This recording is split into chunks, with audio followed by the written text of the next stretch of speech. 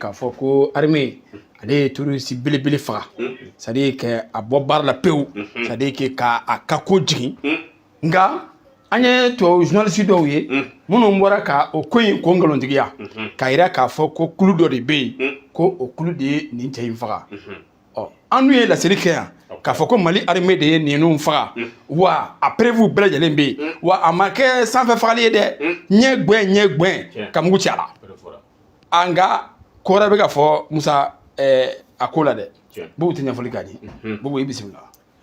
Bagayogo i ka nin question ɲana kosɛbɛ walayi tubabu media wɛrɛ hinɛ ne minɛ n'i ye terroriste faga i yɛrɛ b'a dɔn i ye dɔ bɔ ninnu dahirimɛ sɔrɔli la parce que u ka médiaw fana ka budgetw bɛ yɛlɛ u b'u ka budget de fonctionnement na yɛlɛ ni terroriste ka action di parce que hali u bɛ taa zone d'insécurité min na u b'a ɲini u ka ɲɛmɔgɔw fɛ ka dɔ fara wari kan i b'a dɔn k'a fɔ média damadɔw bɛ yen minnu ɲɛsinnen don Afrique ma TV5 Monde ni RFI ni ka taa bila France 24 n'a ɲɔgɔnnaw la olu yɛrɛ fana ka baara ɲɛsinnen tɛ foyi ma ni Afrique kunnafoni tɛ kɛrɛnkɛrɛnnenya la terrorisme yɛrɛ sira fɛ donc n'i ye terroriste kelen faga k'i n'a fɔ i ye client kelen de faga olu bolo parce que olu yɛrɛ ka client de ye terroriste donc n'i ye Wasir Nasir ka sigili lajɛ a yɛrɛ hinɛ b'i minɛ a walawalalen tɛ quoi tu sens que ça a été une perte pour la France parce que olu de ni fɛn min ye Abu Uzaifa bɛ baara kɛ ɲɔgɔn fɛ u ka partenaire de don n bɛ parenthèse dɔ dayɛlɛ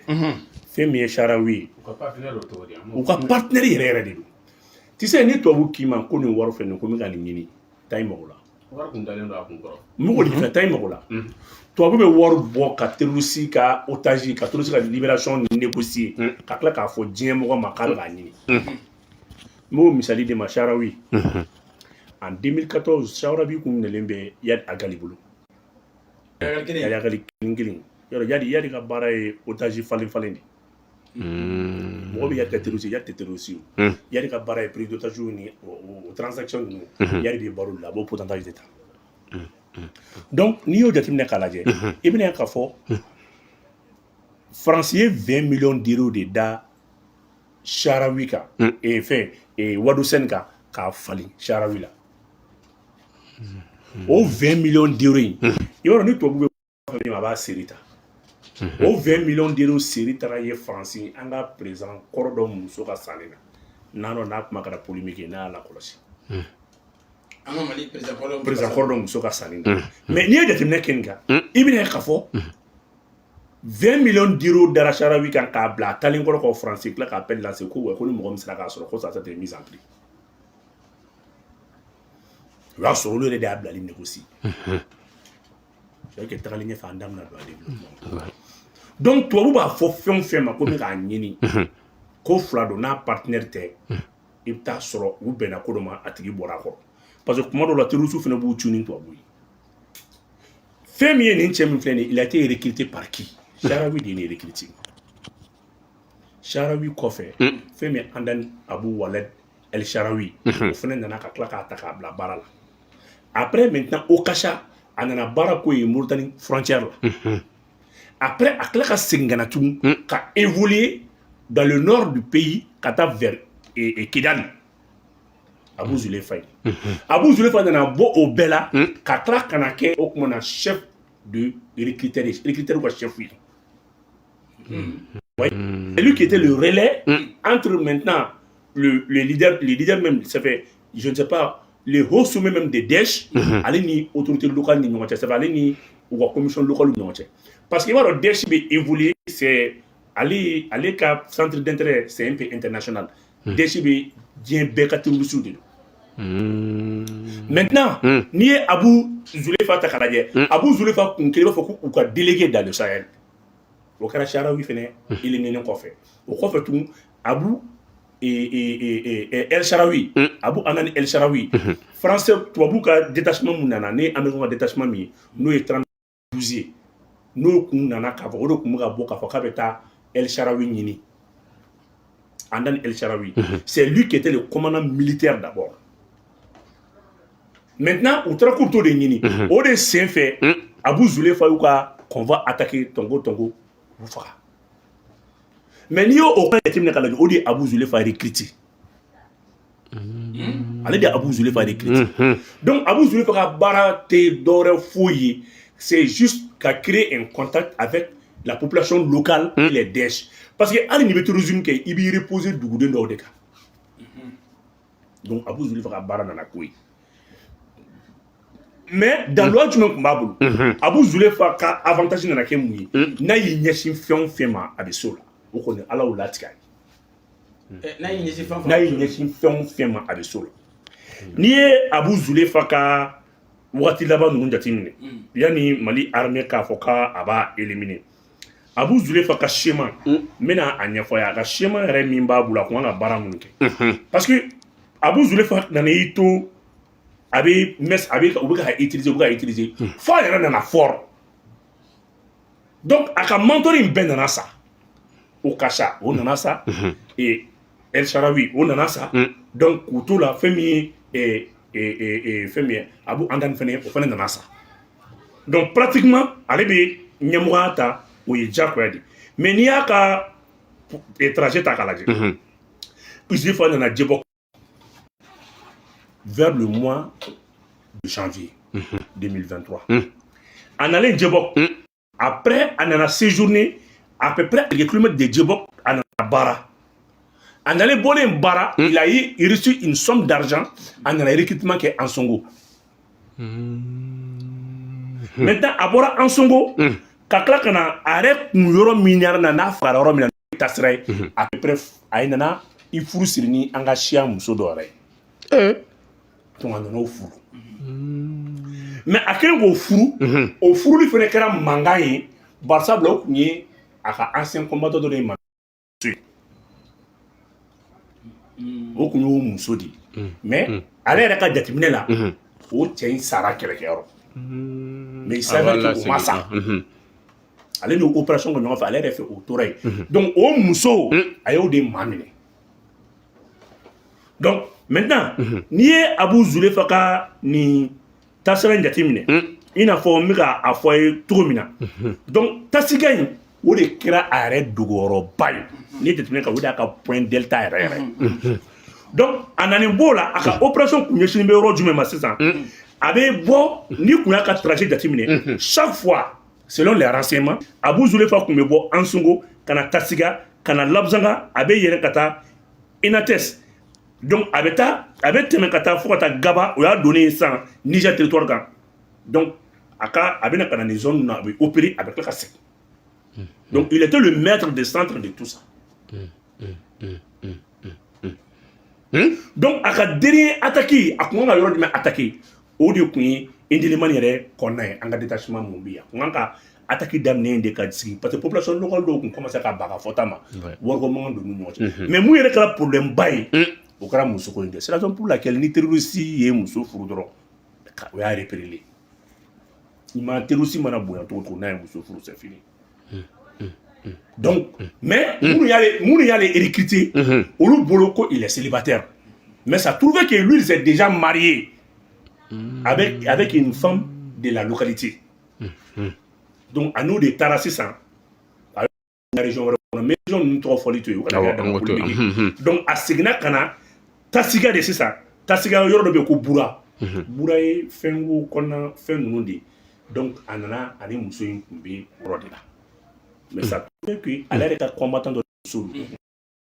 Information, Chama, B, Nuron, Mounou Rodla. Américain mona ko don togo to ami mi do ta do awo parce que femi nga juwa renseignement na o ye muni ni mo na tigeri la abe do nga teme fende Abou Zulefa tigera américain na di so ujera ne a fina ngulu de El Sharawi olu de war saka El Sharawi libéré ka fale wadu sen na wadu sen mi i va dira kaso bo mala wa o wadu sen fene non, c'est trop compliqué. Nous avons fait un cadre de polémique. Nous avons plateau à une politique mienne qui est bonne. Au politique, il y a un faut téléglan. C'est que vous avez téléglan de là, kata arme de télécor. Ah, on m'a dit quoi là de l'eau. Non, arme de la télé de corps, télé glané. Peut-être un glané arme de la télé de corps. je préfère campagne yɔrɔ ninnu kunna parce que a bɛ failli dɔ de ko fɔ quoi. Ouais, ouais. A bɛ ne tɛ débat polémique ni ninnu fɛ tugun quoi. J'ai pas ça. Mais pourquoi il y a des Wadusɛn ɲininkali kɛ? Parce que ne jateminɛ kɛ atelier minnu bɛ yen quand tu prends les ni Orsaline ta k'a lajɛ ale ye matériel d'infanterie ka Zu 200 ta k'a lajɛ Zu 23 ta k'a lajɛ ka tila ka fɛn min ye BM21 ta k'a lajɛ i ɲɛ bɛ obi fɛn fɛn n'a bɛ ni longue portée don maa si tɛ se a programmation na ka tɛmɛ Wadusɛn fɛnɛ kan. Il est socialisé, a socialisé nous là, à bout de dons faut qu'à faire. Des équipements d'infanterie qui est tout donc à tenir. Les mortiers, les obus et consorts, pour le programmer. Donc, allez le il y a manqué parce que il y a des cas avantagés et mouillés, il y a des cas barafolo mais il y a des bitous dans le camp pilonné. Oui, il y a des cas avantagés. Qui sont dans le camp pilonné. Comme vous là. Donc, à ma famille les PKT, c'est les armes maintenant posées sur les chars, au bout de démonter. Nous on démonté au bout de gland Belgique canal. Donc à quelle fois char de Belgique parce que char armes, il faut nous les PKT. C'est Polygnots, Kalachinova, Tankovic. Tankovic ça fait pour des armes, des matériels, les matériels maintenant posés sur les tanks. Charni, Bekerni, c'est ça qu'on appelle les PKT. Faut le mater. Donc, il y a des RFN avec la solitude ou des pas de mal armé. Donc, Abou Zulefa a été trop entretenu par les mêmes blancs. Mais maintenant, on va Soursou Mia Kafo, Wassir Nassirmi, il n'a même pas. Amé, Watimina, armé Abou Zulefa Fara. Détachement en tort. Après, on a été appelé. Il a même menti, il n'a même pas les bonnes informations. Abou Zulefa était avec Issa Bari, avec Ilyassou Djibo, avec Issa Djumaro. Voilà encore d'autres personnes dont leurs têtes ont été mises en prix par les Américains. On le fait aux zones qui sont. Mais ni de chaque fois nous évoluer ou clac quoi. Mais Abou Zulefa min balala ou quand no tromina il sait que c'est Abou Zulefa Abou Zulefa be endemil yoromina endelima yoromina comme imaginer nga projeté ale be endelima yoromina ni detimine ka oni menaka de kasu. Donc pour lui le détachement va venir vers Gao parce que détachement mécanale aller ka renseignement na o be bo Gao de no de section Kodoui, section commando. Donc, allez carrément à Srabé de Ko, itinéraire de la guerre.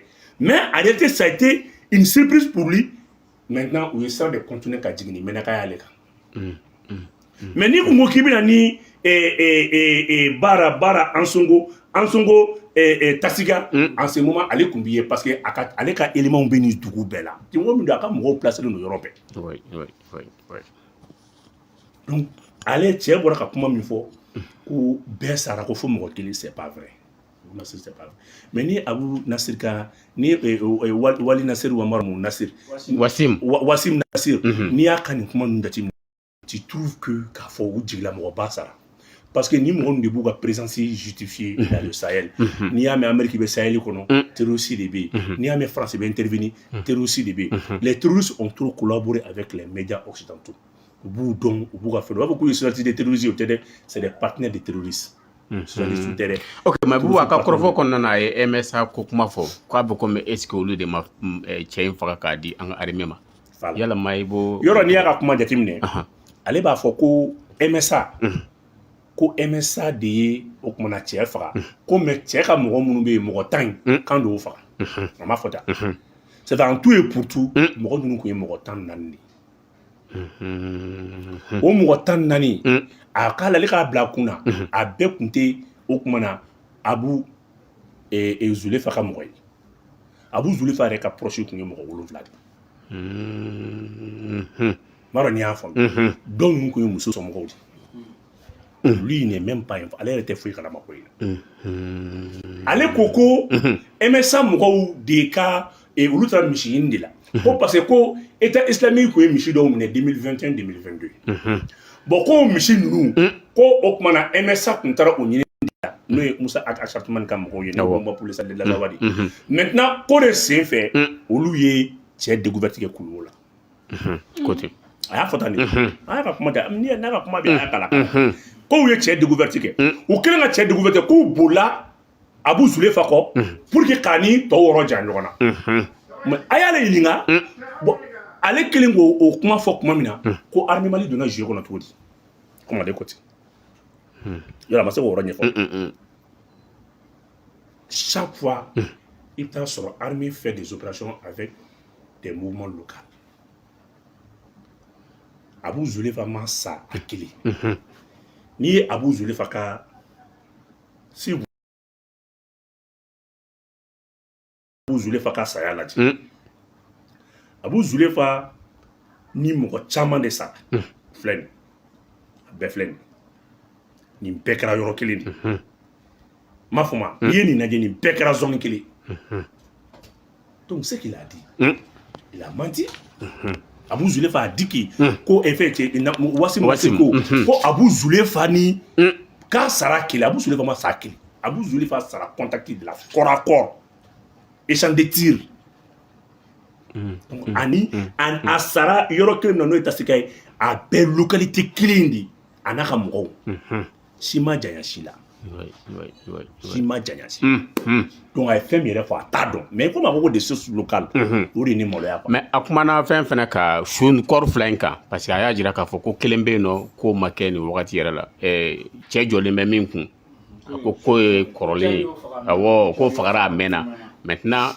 min kɔni bɛ yen nɔ a y'o kɔni confirmer yalama o kuma in ye sababa ya non a ma fɔ ten a ko su dɔ de bɔra su ninnu na ko su in ko o de kɔri ni Tchadien dɔ ka Tchadienw ye dɔ faga k'o mɛnna ko n'o kɔri de bɔlen ɲɔgɔn fɛ ale y'o su min yira o tɛ fɛn ye dɛ o su kun kɔri ninnu de don mais maintenant kuma ye yɔrɔ jumɛn ye kuma ye kuma kelen pe dɔrɔn de sala Abu Zulefa su bɛ jɔn bolo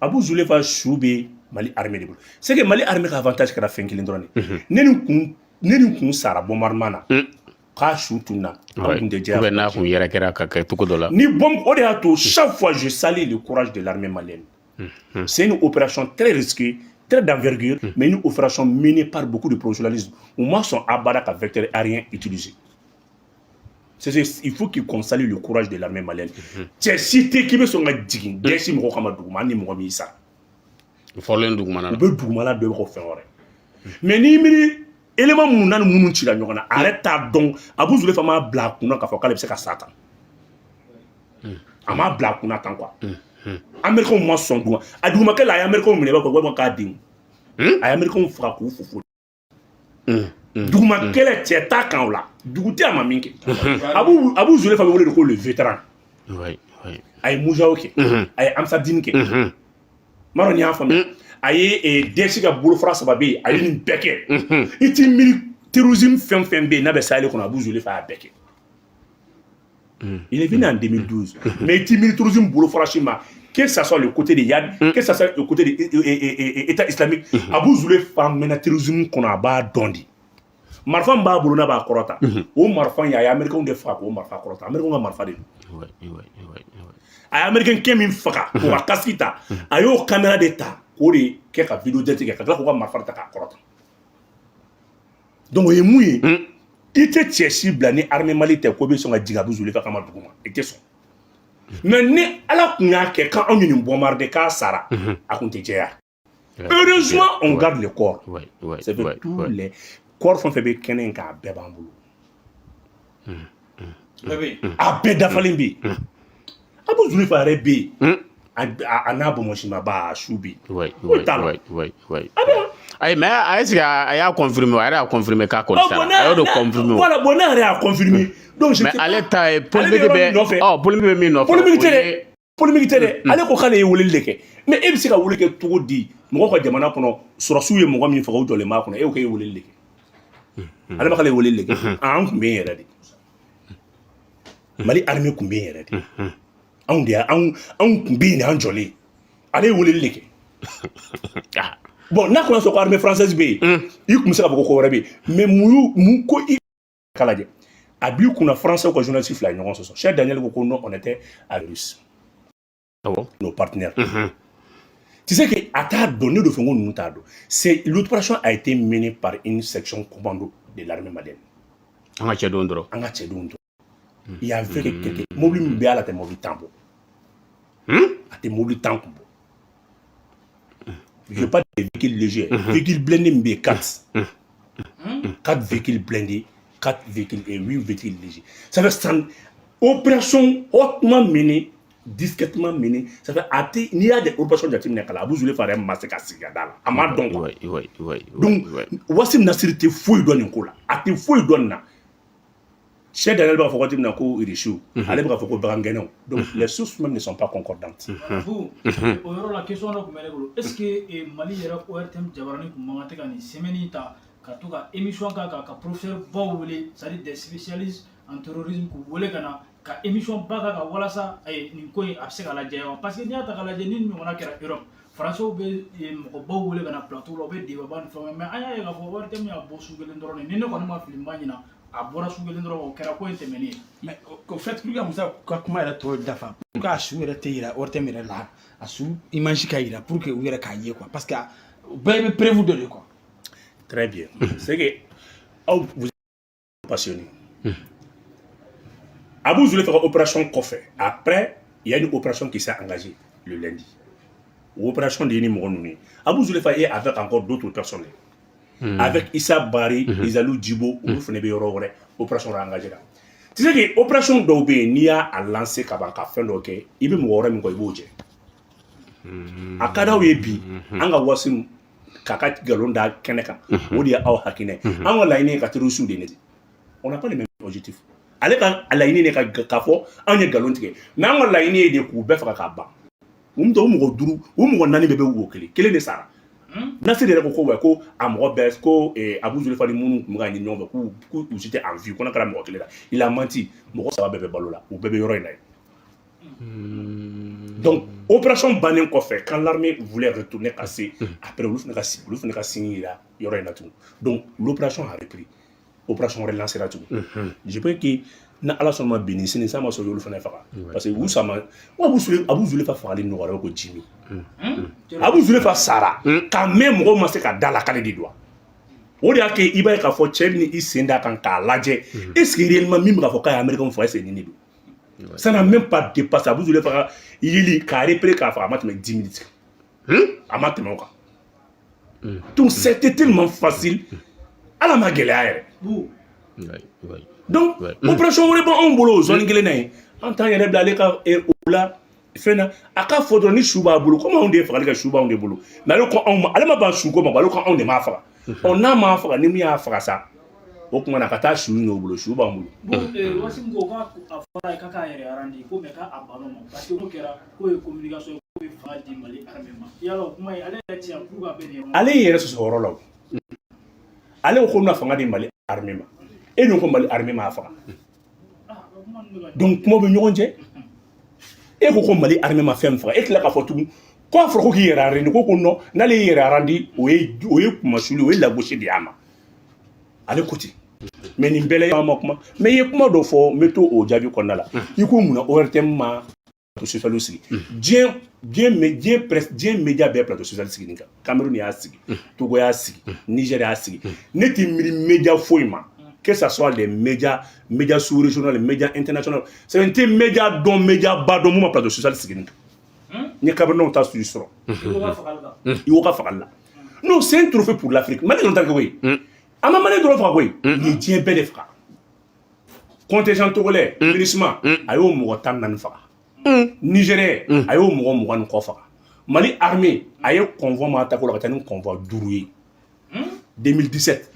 2017 seul, Abou Zoulé a fait 9 opérations. Ayo mouron mi fera mouron kemen kobo. Ni quand il fait le Kémil, le total. En 2002. En 2017.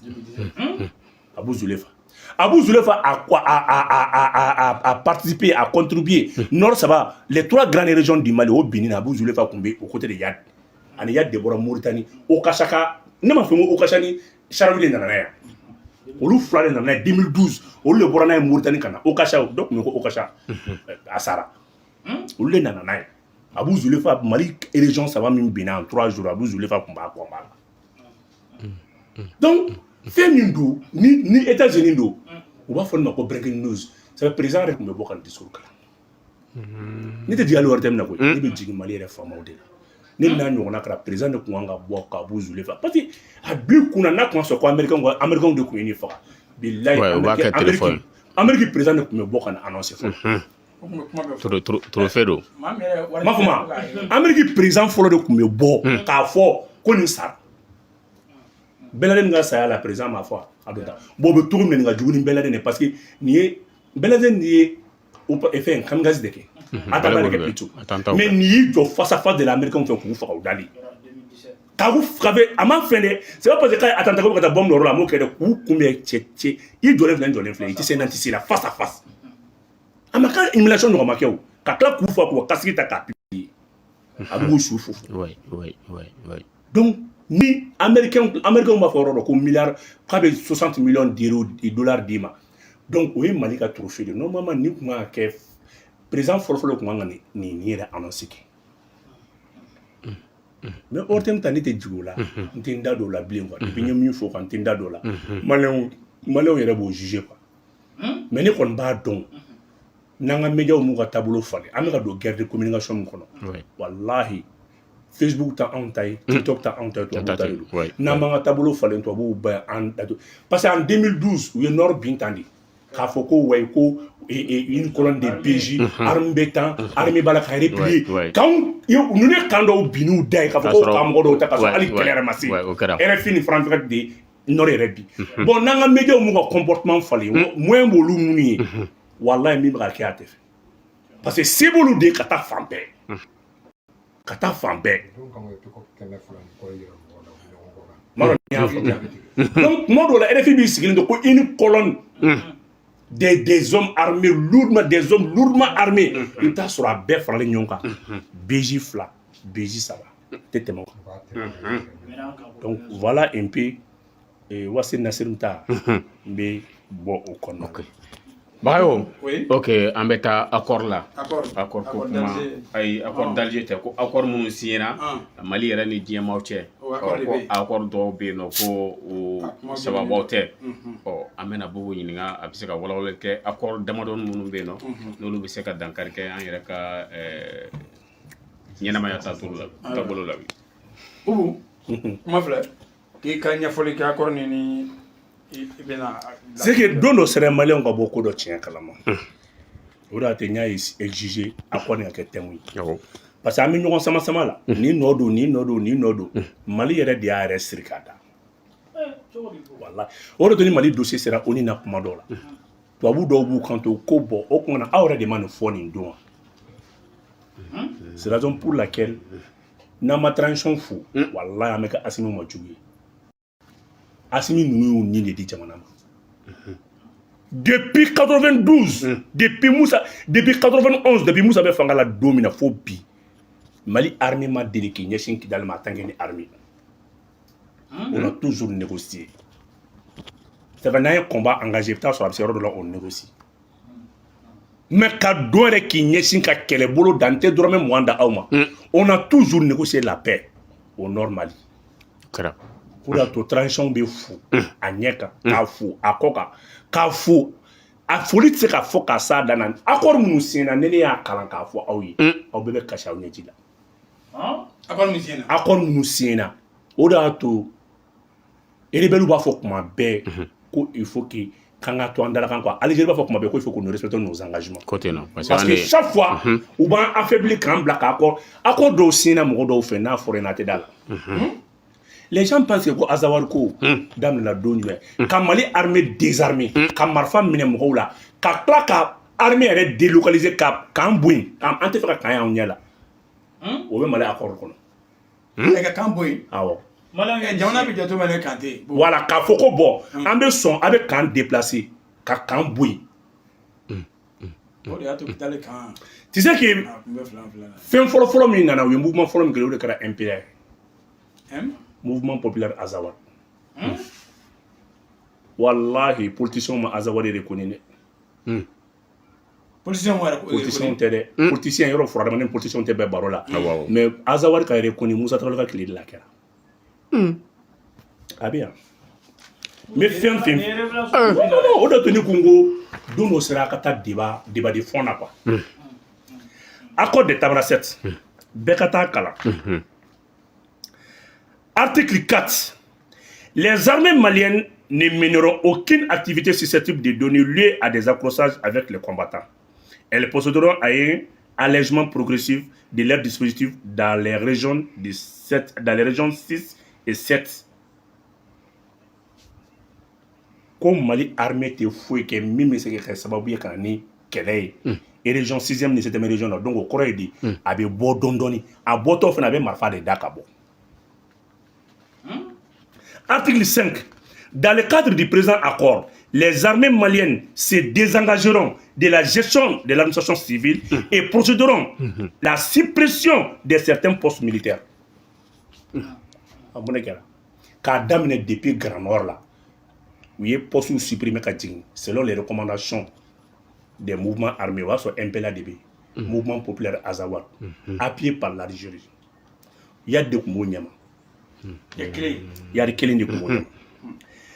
En ce qui concerne les villes, chefs-lieux et régions de cercle, quand seront progressivement transférés vers d'autres sites plus appropriés. Au corps armé à Cameroun, dans les 6e, 7e régions, quand bébé bouin kata yoro n'était mo kata accord de Tamanrasset takakala. mais malheureusement ça n'a qui bolo blanda kali. Malien intérêt ninkera par un certain colonel, allez de Kouni, IDPM représentant. Donc, avec le représentant de MPLA, nous et mouvement populaire Azawad, avec l'ambassadeur de l'Algérie. À la main, article 6, les forces armées maliennes éviteront les zones de pâturage, les zones à forte concentration de population dans les 5e et 6e régions. Et les belous en frani et bigangen roindi, il y a des zones de pâturage là, pour vous armes de la Kadjigindi.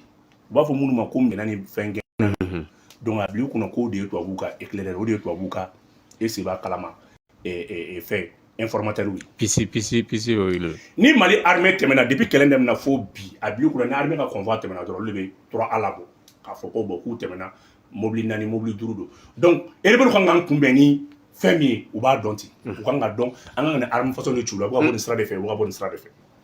Il était dans les autres. On m'a pas choisi pour Irène depuis une deux français à Kabarak. Ça, c'est l'accord de Tamanrasset. Il y a des ici. Quand il y a des assiens, ça. Il y a des agali. Il y a des killing en ici. Donc, on en a mangaoui. On a où ça peut sortir. Azawadi est reconnu. Azawadi est reconnu. Il y a des ici. Il y a des on a le 6 janvier 1991. On a coup d'État que Moussa là.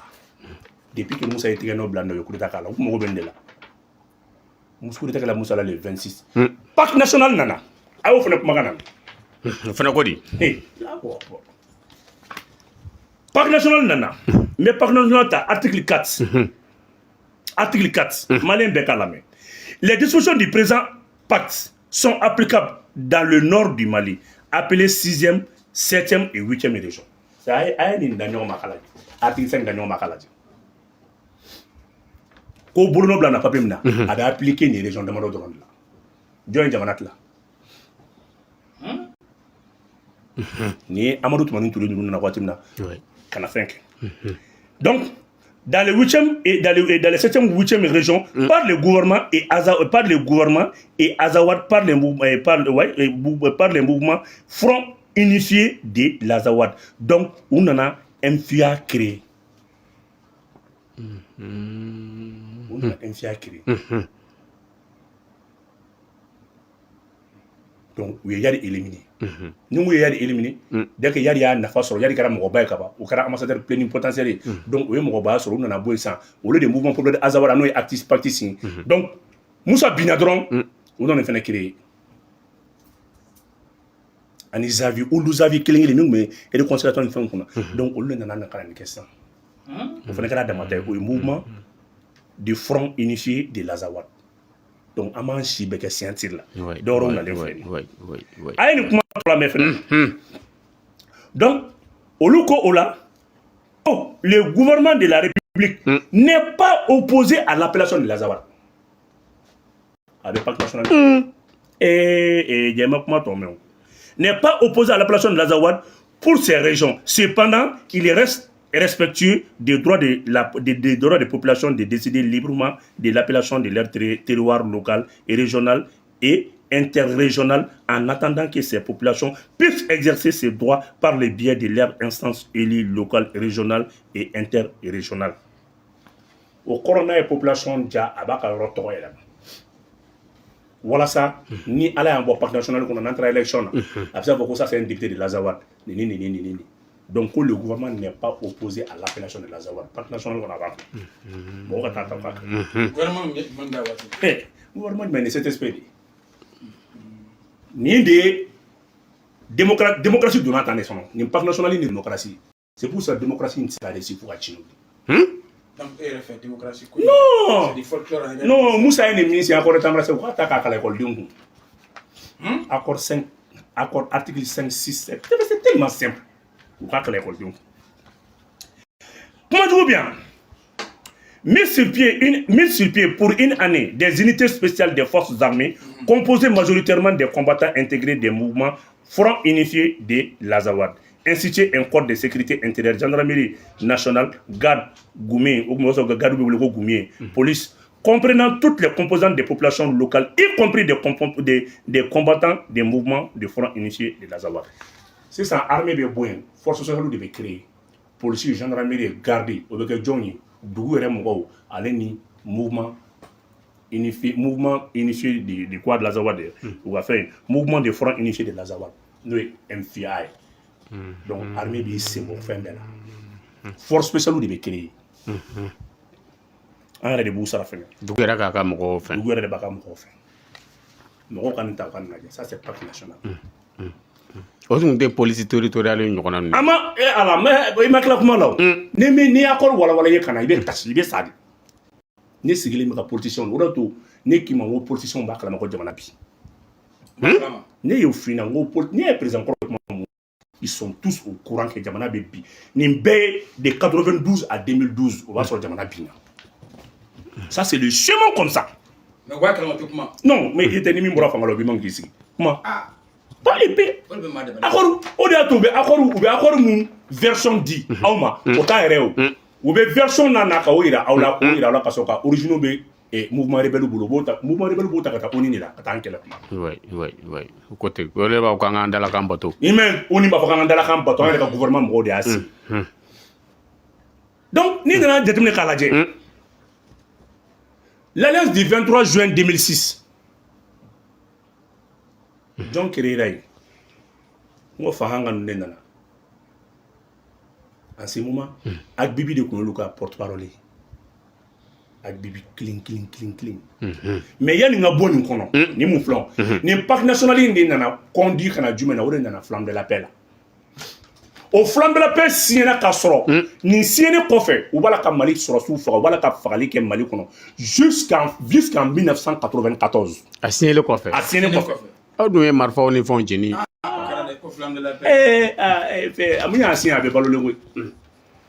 Après, au claque à Takatane, les Nations Unies. Carbon Nations Unies, quand ministre des ministres de l'intégration africaine, ministre des Affaires étrangères.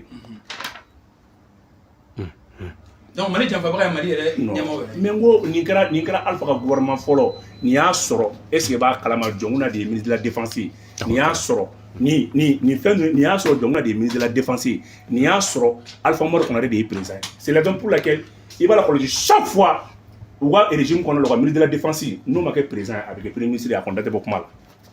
Démocrate ou ministre de la Défense, bien maintenir le régime. Voilà. Donc, ni dans la boue qu'on a là, ni insurgé 2000, insurgé les alertes fait l'attaque du 23 juin 2006. Ni au confinement calayen au fenêtre coré. Ni mboro la Canada accord de Ouaga kono avec Kachi. Accord de Ouaga kono le statut de l'Azawad. C'est préservé. mais n pan sigi kun tɛ ninnu si ye n bɛ tila ka aw wele ka na spécialement ka accord ninnu bɛɛ walanwalan aw ye kelen kelen u bɛ kuma an tɛ kuma parce que an tɛ kuma mun na an bɛ politicien ninnu lajɛ n'u sɔnna don min na ka kuma micro la walahi an b'u jaabi o don question politique et institutionnelle a y'a lajɛ dɛ question politique et institutionnelle donc nin ye an donné accord d'Alger kɔnɔ accord d'Alger kɔnɔ n bɛ point kelen dɔrɔn de ta aw ye point min n tɛ taa yɔrɔ jan n b'o point kelen dɔrɔn ta o point kelen min fɔ o b'a yira k'a fɔ ko Mali yɛrɛ armée tɛ don Kidali.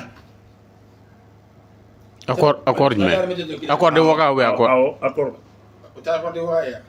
Ayi, accord d'Alger. Accord d'Alger. On tɛ don Kidali. Ko Mali armée yɛrɛ tɛ don Kidali. Ko armée jumɛn bɛ don Kidali? Armée reconstituée. Awɔ. O armée reconstituée ko bɛ kɛ jɔn ye? Ko o armée sera majoritairement composée par les ressortissants du nord Mali. Donc o de y'a kɛ chaque fois Algérie b'a fɔ ma k'a y'a ka engagement bato. Armée Mali tɛ se ka don armée Mali ka présence militaire kun dan ye 300 éléments ye. An tɛ tɛmɛ o kan. I yɛrɛ fa dugukolo. I yɛrɛ fa dugukolo. Donc don min na an bɛ taa 2014 Kidali. U y'an ka contingent lajɔ don min na don dɔ n b'o k'aw ma thème kelen mais français kuma kelen de fɔ an ye k'an ka taa accord de Ouaga lajɛ k'an yɛrɛ de ko k'an ka présence militaire tɛ tɛmɛ 300 éléments kan et puis an ni arme lourde tɛ don Kidali.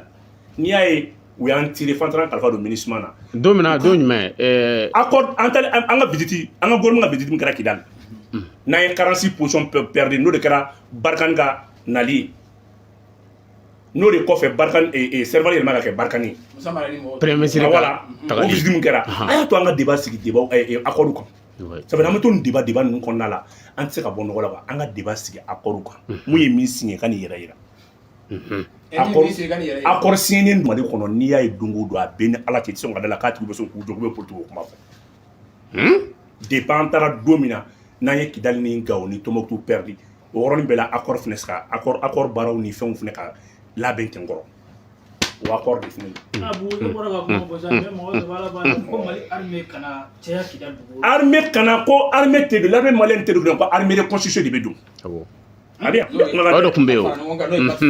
Ne kumakan tɛ dɛ a bɛ yan minnu y'a signé o bɛ balolen o. Ko arme lourde fana tɛ don Kidali. Arme lourde tɛ don Kidali o ye accord de Ouaga ka hakilina de c'est pour ça n k'i ma ko a tun b'a to n ka accord bɔ ɲɔgɔn kɔrɔ mais tanba t'an bolo mais don dɔ la an bɛna sigi a kan. Ne bɛ accord ta kelen kelen k'a d'i ma accord de Ouaga minnu taara u bɛ balolen u bɛ balolen a don Mali officiel minnu taara u taara ka siɲɛ ta kɛ Blaise sigilen ɲɛna. Le statut de Lazare a b'o de kɔnɔ ka tila k'a fɔ tugun fo ka taa hakilisigi ni basigi kɛ. O kuma na an ka présence militaire tɛ caya Kidali. Ça c'est accord de Ouaga. Accord d'Alger b'a entériner ka mun de fɔ yan. Accord d'Alger b'a fɔ de ko armée de constitution de bɛ baara kɛ. N bɛ dan nin ma n b'a ɲini aw fɛ accord de Tamaracet pacte national insurgé et alliance du 23 2006 est-ce que b'a kalama accord de Ouaga accord d'Alger a kana an k'a bɛɛ ta wallahi billahi suma wallahi a bɛɛ ye Mali cili kuma ni tilaliko kuma a si tɛ yen min tɛ jamana cili bolo la. N'i ye nin ta k'a lajɛ n bɛ bɔ kuma kɔnɔ ni nin n bɛ bɔ kuma kɔnɔ ni nin yɔrɔ dɔrɔn ye financement et moyen n'i y'a ye MINUSMA ye piste dilan Kidali n'i y'a ye tubabuw ye mouvement armé financé u y'u financé nin de chapitre 6 financement additionnellement à la fixation des taux de taxes et redevances et impôts locaux tel qu'est stipulé dans l'article 8 du présent accord, chaque région jouit de l'attitude de créer des impôts adaptés à la structure économique et à ses objectifs de développement dans le cadre de la loi.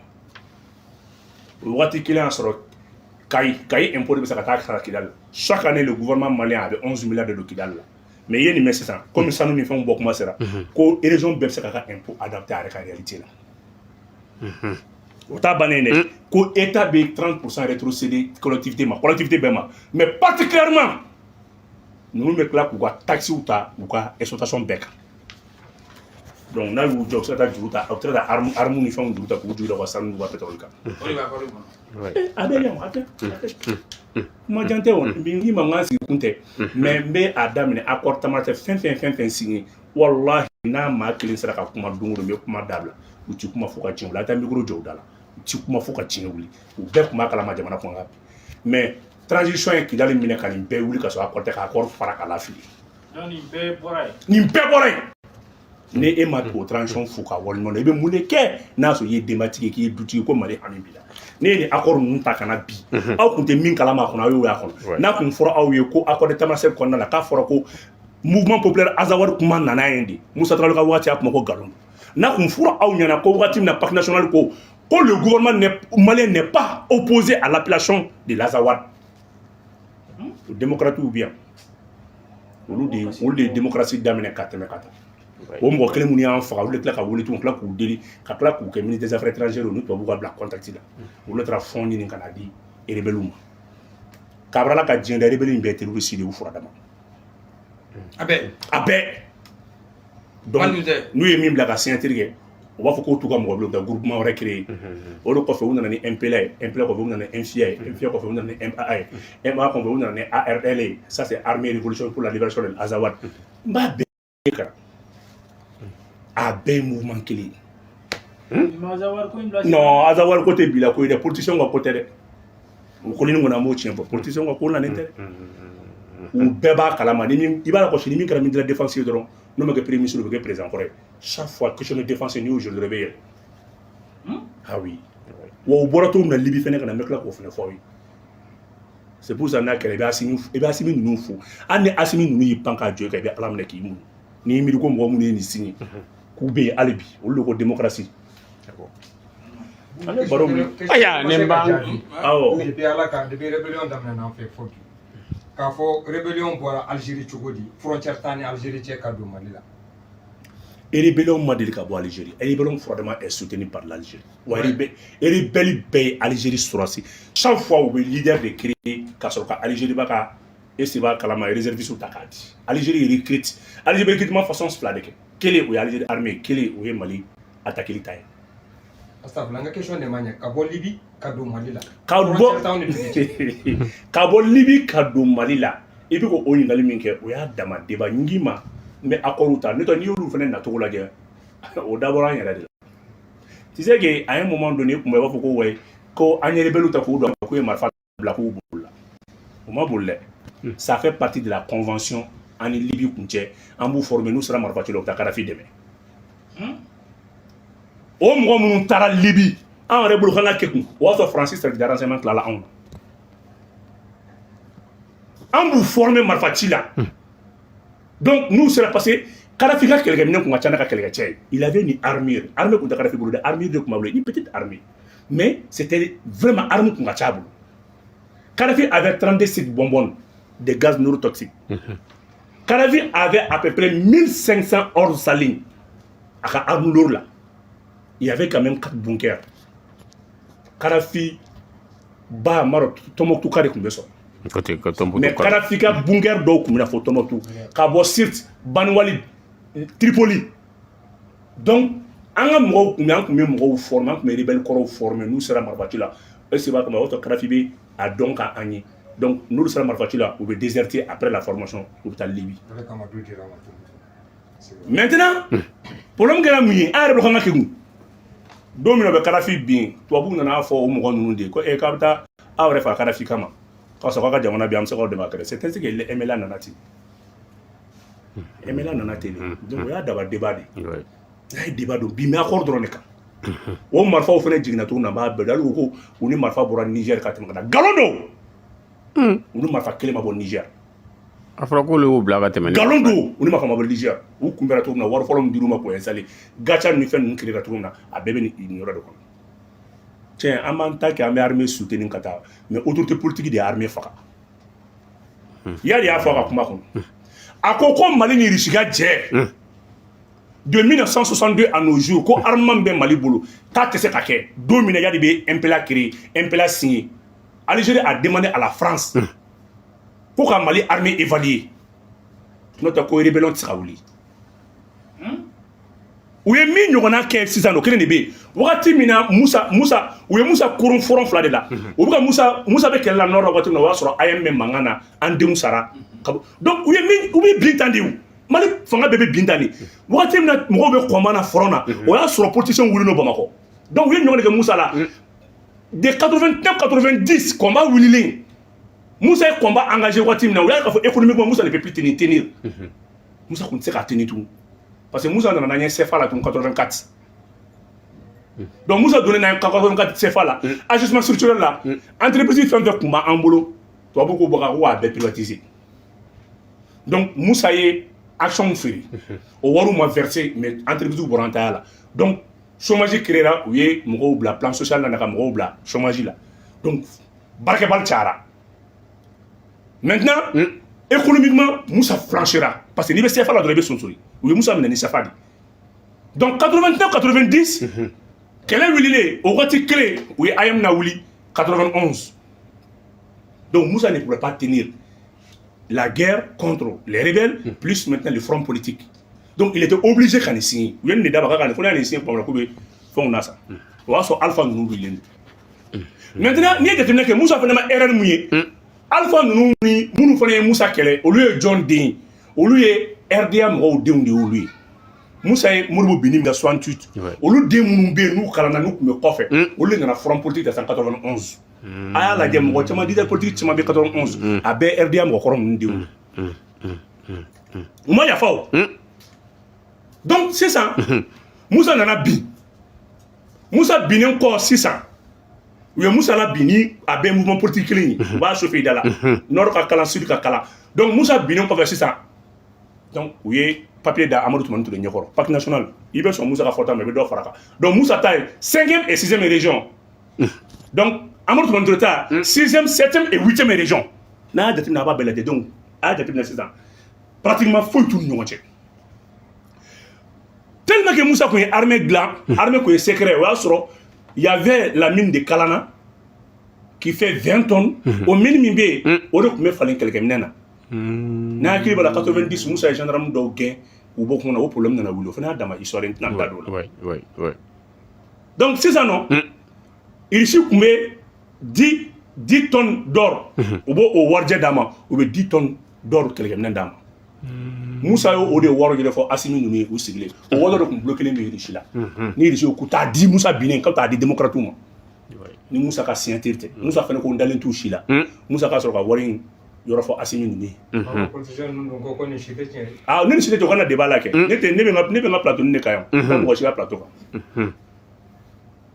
Tellement que Mali armée pour nous, les Français, la guerre de Noël, les Français au fort de Kéré 85-86. Français qui ont créé la France était obligée de terminer Kadhafi. Ko Kadhafi ka la Djena sur Mali armée de Tougouni. Parce que Mali n'est pas coopération à Bouyana. Mali nous donne CFA. Bon, France nous sont un pays qui a une forte armée de CFA. Bon, Mali Douni Irishi, maintenant nous avion le Mali avait 4 escadrilles. Une escadrille est composée de 6 avions. Donc le Mali avait à peu près moins d'une cinquantaine d'avions. Donc c'est ça non. Pour le Mali armée d'Andon, Kadhafi nana, Kadhafi ka Mali deme. Kadhafi nana ka Mali deme. Moussa Dra Badiankoro ni arme défectueux koro yala et qu'on donne le Mali boulot. Donc Kadhafi François Mitterrand ou l'équipe c'est la guerre de Noël contre le Burkina qui c'est qu'à faire faut étal. Là de Yoroso Moussa a aligné 85 chars Terminator 80 T80 les chars Terminator là donc même Mali boulot. 85 chars Kadhafi go la ilaha illallah. On Moussa boulot. Comme Moussa mani là. Donc Kadhafi faut rapport Kadhafi faut vraiment qu'on doit piondi. Même pas au comment faut arrêter un pied ben client là. En année de 92 là, au 92 là la France est venue évaluer l'armée malienne. Il y avait des missiles sol-sol, il y avait des missiles sol-aile, il y avait des BTR 60 au Lukmé. Il y avait des canons. Donc l'armée et Mali était super armée parce que Mali quelqu'un qu'on nous redonnait. Donc on a la flamme de la paix là. Flamme de la paix là, oui mon force rassuré. Ko arme mbem ne rebelle là ko de bejin. Ali sinante arme ta. Français na missile nous ta kala beto lu détruire. Ko missile kanga marato do la. Kanto do. Ali sinama missile ta. Amo sigi fena là, on a ni Ecomagoy Darfour 94. u y'an ka sɔrɔsiw ta ka t'o la bon o ni ka contrat la n'i bɛ taa i n'i ka armement de taa ɲɔgɔn fɛ u ye Mali arme lourd bɛɛ ta ka taa n'a ye Mali sɔrɔsiw ta ɲɔgɔn kɛlɛ tuma min na ka sɔrɔsiw ta ka na ka arme to yen hali san Mali arme lourd ma segin o de kɛlen tuma min na o y'a sɔrɔ fɛn min ye MFIA Pacte national MFIA min y'o signé n'a tigi tɔgɔ fɔ komi a ye ministère caman kɛ o kana na ni polémique wɛrɛ ale bɛ ka continuer ka armée bunte o waati kelen y'a sɔrɔ armée bɛ ka désarmer marifa bɛ ka jeni waati min na o y'a sɔrɔ rebelle bɛ ka avancer marifa bɛ ka jeni o y'a sɔrɔ rebelle bɛ ka avancer rebelle bɛ ka fan bɛɛ don ɲɔgɔn na ka taa Flamme de la paix waati Flamme de la paix kɛ mais o kun ko waati la ko basigi nana basigi jumɛn u ye nin de ko combat kɛ tan k'an désarmer carrément ka marifaw ta ka taa n'an ye mission onusienne na an n'an ka arme bɛ taa u b'an ka sɔrɔsiw lasegin ka na ko arme bɛ tila ka na kɔfɛ ko kɔfɛ ko avion bɛ na ni arme lourd ye hali sini Mali armée appauvrie tan de donc tous les armes de défense territoriale u y'a bɛɛ détruire politiciens tɛ se ka kuma sa u ko de na ko maintenant ko est-ce que b'a kalama ko armée ba ye ko c'est une menace pour la démocratie côté na ouais u ka sɔrɔ ka école da ka école kantigɛ o la parce que en ce moment il a fallu des élites politiques minnu tun bɛ se ka Mali défend dɔw ye bɛɛ bila année facultative la n'a ye kalo fila kalan ko année est sauvée année sauvera école ma sauvé année donc école de su cayara mais école bɛ yen mais école bɛɛ ye su ye l'année année de bɛ sauvé mais école tɛ sauvé te fɔ na voilà donc sisan kɔni clan Adema nana sisan clan CNDT nana ka bɔ Adema kɔnɔ ka na o nana bɛn kɔɔri ko fana wagati ma kɔɔri ne bɛ Mali politique décrier di à 100% u ka sɔrɔ ka sécurité d'État ta ka di Adema ma est-ce que dira Adema ma donc ka bɛɛ gino dɔw la u ye bɛɛ gino fara ɲɔgɔn kan sisan est-ce que la n'i kumana dɔw a bɛ f'i ɲɛna k'i ye nin dun dɛ i b'i calme i b'i sigi ouais hali sini Choguel ninnu bɛɛ prisonnier de ye Alpha ka prisonnier liberté provisoire Alimami Silaw ni Choguel k'u don mobili kɔnɔ ka yala n'u ye kow tɛmɛna koyi kow tɛmɛna ko dɛ ɲɛ bɛ ko mɔgɔw bɛ diya la mais kow tɛmɛna dɛ kow tɛmɛna dɛ kow tɛmɛna rebelle minnu ye marifa ta an kama ils étaient obligés ka tila ka na don parti au pouvoir la ka kɛ élu ka dugu la u bɛ financement kunbɛn k'a dun ye Nord bimbina politiquement ten de en maa dɔ bɛ yen il est député depuis IDPM wagati fo ka n'a bila 2013 la n tɛna a tigi tɔgɔ fɔ a tɛ se ka lakali koyi n'a bɔra ni parti na a bɛ taa nin na n'a bɔra ni parti na a bɛ taa nin na parti au pouvoir n'a cɛ u bɛ wari kɛ kilo de la ka taa a y'a fɔ ka kuma a ye taa micro jɔ Mali président kɔrɔ la minɛ k'u ka ala kama ka den mot dɔrɔn fɔ u tɛ foyi f'i ye o tɛ ka kuma u kɔni ye fɛn minnu signé papiers bɛ yan accord bɛɛ bɛ yan accord tan ne tɛ ka i t'a accord ninnu si sɔrɔ u y'u bɛɛ caman supprimer k'u jigin jigin an y'u bɛɛ tere u b'an bolo bon mais wagati min na yɛrɛ armée bɛ ka nord yɛrɛ nettoyer o wagati kelen na olu bɛ ka wuli ko élection u b'o de f'i ye o parce que u ka mission de don mɔgɔ mɔgɔ tɛgɛ nɔ bɛ na n'a binni kɔfɛ e b'a dɔn n bɛna kuma kelen f'i ɲɛna la France va changer le chemin des partenaires avec le Mali dans 6 mois France bɛna di Mali ka partenariat falen mais France bɛna guineau bɛɛ di i b'a la France va commencer ka ninnu bɛɛ dénigrer kelen kelen mais 30 ans président ko ko Macron y'ale wele ka dɔ tɔgɔ fɔ a ye non Macron bɛ taa ka na n'a ma kɛ i bɛ si bɔn tɛgɛ kɔnɔ France bɛna ka format falen dans 6 mois n tɛ fɛn f'aw ye mais France bɛna ni liste de ni ne nin kɛ tan ni ne nin kɛ tan ni ne nin kɛ tan ni ne nin kɛ tan a si tɛ to dogo le a commencera ka fɔ sabula ko politicien hali bi foyi ma fɔ fɔlɔ hali bi mɔgɔ dɔw bɛ olu tɛ ka kuma o dɔw bɛ yen olu tun ye rebelle ka conseiller spécial ye conseiller spécial wari dɔw bɔra bɔcogo dɔw la n'a fɔra i ɲɛna i bɛ kasi wari dɔw bɔra Mali kɔnɔ bɔcogo dɔw la n'a fɔra i ɲɛna i bɛ kasi il y a eu plus de 138 projets min tun bɛɛ tun ye faux projets wari bɛ ka bɔ ten a ye taa CNTIF rapport ta k'a la de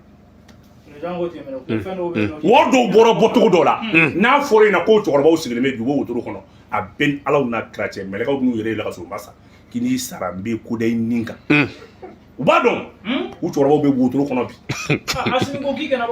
c'est quoi Mali problème filɛ nin ye quoi i yɛrɛ kɛ yɛlɛkɔmɔgɔ ni lagalakatɔ ye i ka bɔ débat sérieux kɔnɔ Mali problème na o de b'i lafiya Amadou Toumani Touré kuma dɔ fɔ mɔgɔ ye kɔnɔ ko fatɔ naloma de bɛ kɛ Mali ɲɛmɔgɔ ye en 2 ans il a tout compris ale kɛra ye mun na parce que a ye fɛn min ju tigɛ n'o ye Pacte national i bɛ segin ka na jamana mara de i b'a tɔ laban ale seginna ka na diyagoya de la choix tun t'a bolo donc hali o kɔfɛ u nana gɛlɛya don silamɛw ni ɲɔgɔn cɛ cogo min na ka o conseil ninnu fɛn ninnu créer o fana y'a dama histoire Ouais.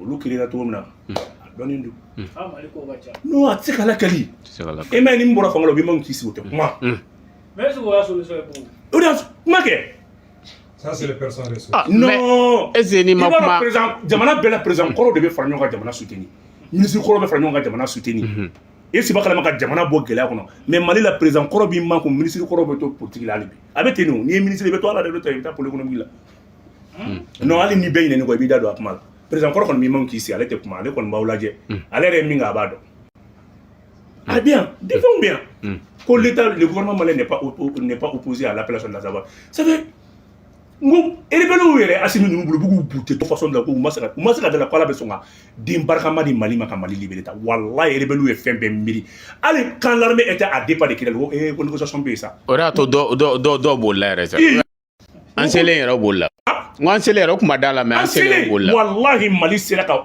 Mali sera à 2 jours à 3 jours yɔrɔ dɔ b'a fɔ ko fɛn ko mouvement ko yɛrɛ yɔrɔ Kidal opération ma kɛ guerre mais ne y'a fina à 2 jours yɛrɛ ka Kidal bunna fɔra ko Mali armée kelen bɛ ka Kidal encercler rebelle ko non k'u jigi bɛ politicien ko hali bi k'u tɛ non politicien ko mun na kan tɛ négocier e ma ala nana jala ko la politicien dɔ wuli ko mun na kan tɛ cagata yagni ko tellement que u n'u jɛra u b'u to u kana sisan ni i b'a dɔn ni rebelle fɛ ni n'a jɛra bila k'i libu bɔ de u m'a fɔ ko i ka taa dialogue la kan taa politicien nɔfɛ hali bi ala kelen k'u gɛn an selen u la kan t'u nɔfɛ ouais donc côté k'a ka politicien wele manadara bɛ mɔgɔ min compte la kan t'u nɔfɛ hali bi c'est fait non n'an nana an bɛ tila ka pactu ta mais ni miiri ko ni kan ka jamana mara ni ne ayi de ko ne tun bɛ fɛ ka jamana u tɛ ka jamana mara bilen non t'a sɔrɔ malien fan bɛɛ donc ya bugu ko jamana tɛ jɔ politique kɔ dɛ k'olu de bɛ ko ten dɛ balima tɛ jɔ politique kɔ o ye politicien ɲɛnama yɛrɛ